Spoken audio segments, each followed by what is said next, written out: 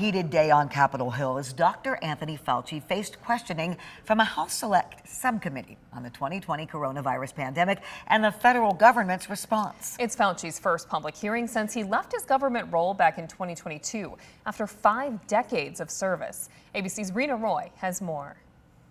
Dr. Anthony Fauci in the hot seat on Capitol Hill.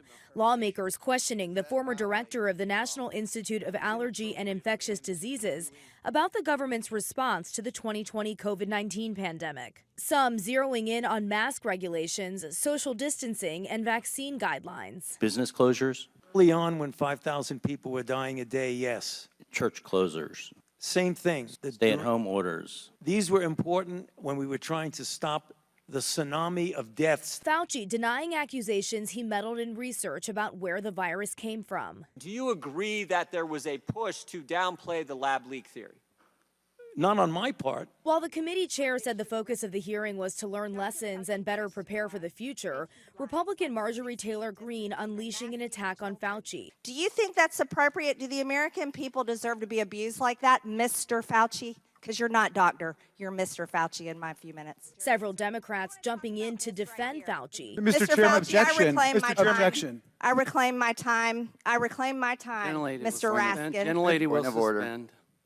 Mr. Chairman, Point of order. Just in terms of the rules of decorum, are we allowed to deny that a doctor is a doctor just because we don't want him to be a doctor? Republican Chair Brad Wenstrup then stepping in. Gentlelady will suspend. And the gentlelady should recognize the doctor as a doctor. Fauci worked for the federal government for more than 5 decades before stepping down in 2022, saying he has nothing to hide, testifying voluntarily. At one point getting emotional as he talked about the death threats he and his family receive. It is very troublesome to me. It is much more troublesome because they've involved my wife and my 3 daughters.